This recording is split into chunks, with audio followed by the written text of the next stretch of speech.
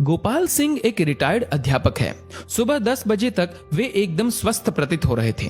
शाम के 7 बजते बजते तेज बुखार के साथ साथ वे सारे लक्षण दिखाई देने लगे जो एक कोरोना पॉजिटिव मरीज के अंदर दिखाई देते हैं।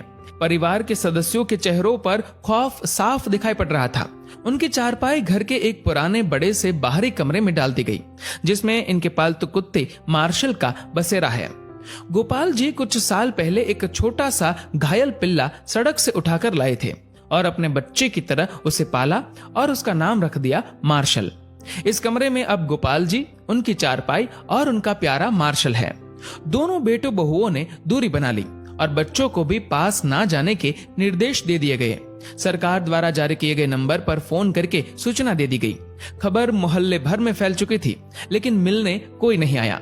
साड़ी के पल्ले से मुंह लपेटे हुए, हाथ में छड़ी लिए पड़ोस की कोई एक बूढ़ी अम्मा आई और गोपाल जी की पत्नी से बोली, अरे कोई इसके पास दूर से खाना ही सरका दो, वे अस्पताल वाले तो इसे भूखा ही ले जाएंगे उठा के।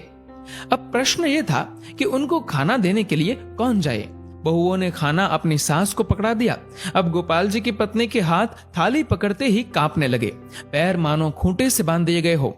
इतना देखकर वह पड़ोसन बोली, अरे तेरा तो पति है, तू भी किन ख्यालों में पड़ी है? मुंह बांध के चली जा और दूर से थाली सरका दे, वो अपने आप उठाकर खा लेगा। सारा वार्तालाप गोपाल जी चुपचाप सुन रहे थे। उनकी आंखें नम थी और कांपते होठों से उन्होंने कहा कि कोई मेरे पास ना आए तो बेहतर है, मुझे भूख भी नहीं है। इसी बीच एम्बुलेंस आ जाती है और गोपाल जी को एम्बुलेंस में बैठने के लिए बोला जाता है। गोपाल जी घर के दरवाजे पर आकर एक बार पलटकर अपने घर की तरफ देखते हैं। पोती पोते पहली मंजिल की खिड़की से मास्क लगाए दादा को निहारते हुए और उन बच्चों के पीछे सर पर पल्लू ओढ़े उनकी दोनों बहुएं दिखाई पड़ती है। घर के दरवाजे से हटकर बरामदे पर दोनों बेटे काफी दूर अपनी माँ के साथ खड़े थे। विचारों का तूफान गोपाल जी के अंदर उमड़ रहा था। उनकी पोती ने उनकी तरफ हाथ हिलाते हुए टाटा एवं बाय बाय कहा। एक क्षण को उन्हें लगा कि जैसे जिंदगी ने अलविदा कह दिया हो। गोपाल जी की आंखें लबलबा उठी।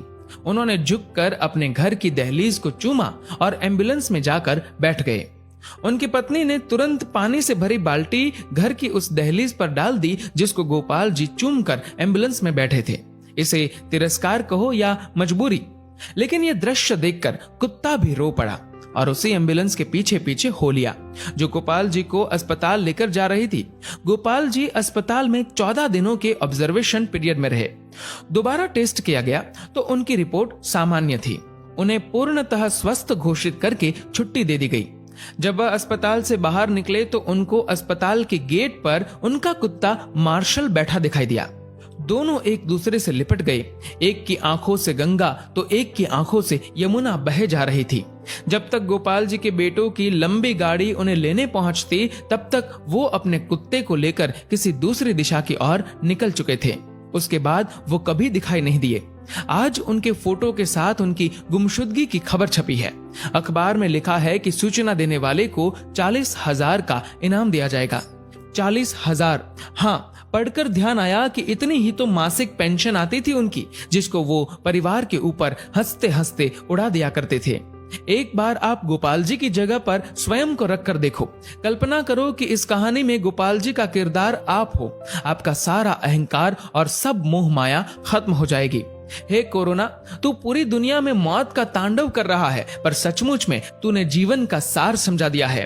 तेरे लिए अमीर गरीब, छोटा बड़ा, स्त्री पुरुष, राजा रंक, कोई भेदभाव नहीं, सब एक समान है। इसीलिए मैं आपसे निवेदन करता हूँ कि कुछ पुण्य कर्म कर लिया कीजिए। जीवन में कुछ नहीं है, कोई अपना नहीं है। जब तक स्वार्थ है तभी तक आपके सब है। जीवन एक सफर है, मौत उसकी मंजिल है। मोक्ष का द्वार कर्म है, यही सत्य है। दोस्तों, इस वीडियो को लेकर आपकी क्या राय है नीचे कमेंट करके जरूर बताएगा। और अगर आपको ये वीडियो अच्छा लगा तो इस वीडियो को लाइक करेगा, शेयर करेगा ज्यादा से ज्यादा लोगों तक। और ऐसे ही और भी इंस्पिरेशनल वीडियोस के लिए सब्सक्राइब करें हमारे यूट्यूब चैनल को और फेसबुक पर फॉलो करें हमारे पेज को। धन्यवाद।